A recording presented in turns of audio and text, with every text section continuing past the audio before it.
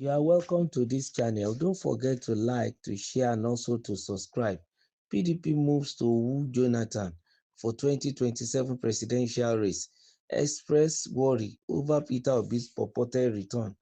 A report has claimed that the People's Democratic Party (PDP) is making frantic efforts to lure President Jonathan, former President Goodluck Jonathan, to its fold for the party's presidential ticket in 2027. Sources who spoke to The Guardian disclosed that some party stakeholders have been mandated to convince Jonathan with the offer of an automatic ticket due to reservations about Peter Obi's purported plan to return to the PDP.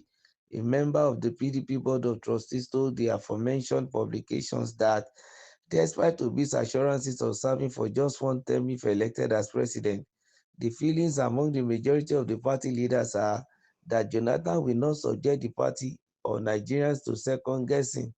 He said, "Let me tell you straight away, serious efforts are being made to put Jonathan into the race. From the look of things, our northern colleagues believe that it is necessary to get the former president to come in and complete his second term. It is not that the Obi option has been ruled out, but developments in the Labour Party and the coalition make it risky to keep all our eggs in one basket. We do not want a situation that could leave the parties crashing around to field a strong contender."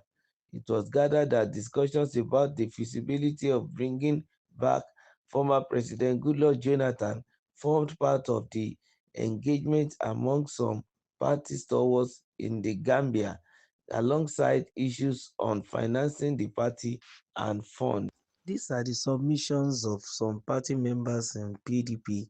They are looking at a situation whereby come 2027, they will be able to field a formidable candidate, somebody who can give President Bola Ahmed Tinubu a run for his money, knowing fully well that Tinubu is at advantage going into that election. Number one, the power of incumbency is there. Number two, the power of refusal is also there for him in his party. And number three, the power of performance, as he is busy turning out the numbers, bringing in the macroeconomics, and also making sure that he's cushioning the effect of the harsh reality of some of the decisions that he has made. And he still have about 2 years before him, even to see consolidate himself. Even 2 years down the line, he has made a significant mark, an improvement in our economy, that the whole world can begin to say, oh, this is a thumbs up, a pass mark even for uh, Nigeria, and courtesy President Bola Ahmed Tinubu and his team. So these are some of the advantages that he has over other candidates. In lieu of this, the PDP, who has happened to be the number one opposition party, doesn't want to make a mistake of fielding a candidate that has no popularity, no strength, and no spread like Asiwaju, because the current president has all it takes. In fact, he is a politics to be studied on his own. He is a politician with thoroughbred with a different strategy. So therefore, the PDP decided to woo at Peter Obi and then former President Jonathan. And of course, one of the lobbying they are doing is to make sure that if Peter Obi returns to PDP, then he can come and fly his presidential ambition on the platform of the People's Democratic Party.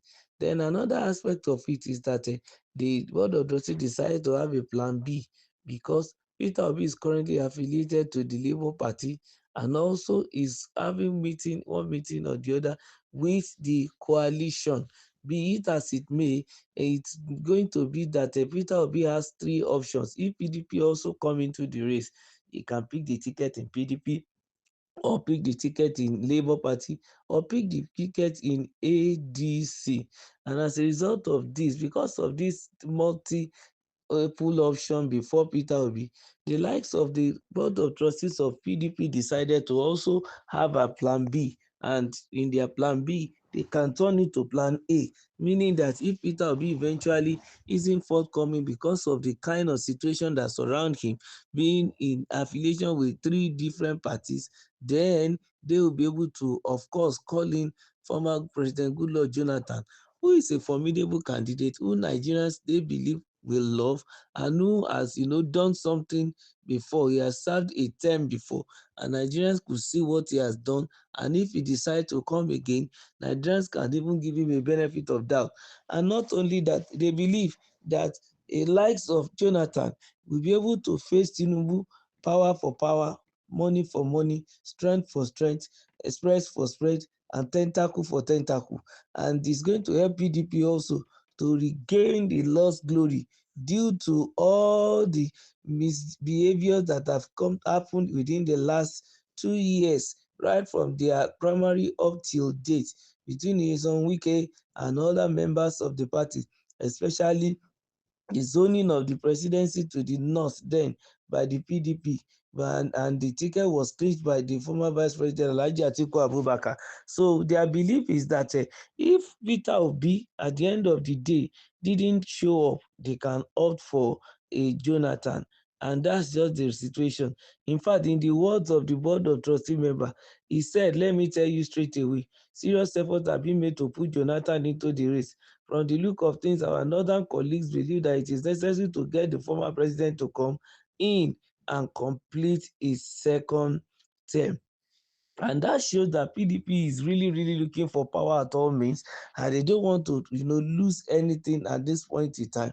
They want to make sure that every move they take is a calculated move that will cost them even onto victory. Anything short of that, they don't want to even associate even with it. And from the way PDP is going, of course, it seems as if some of the leaders are decided to pack the carcasses of the party, get their hearts together, and begin to work towards making sure the party is built again, and then the lost glory is returned.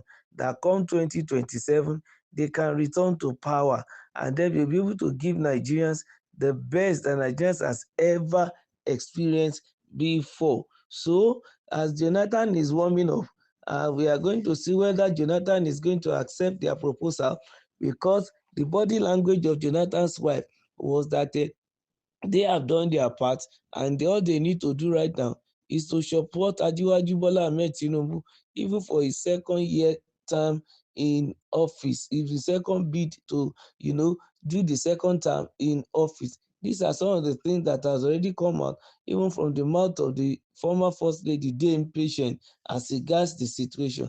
But yet nobody has heard from his husband's mouth, and hearing from the horse's mouth is much more important than hearing from a third party, because nobody wants to even live on a hearsay now. Maybe Jonathan is going to agree or not. Let's just keep our fingers crossed, and let's believe that as time goes on, the reality will be made known to Nigerians. Keep liking our channel. Don't forget to subscribe. Make sure you share. Thank you.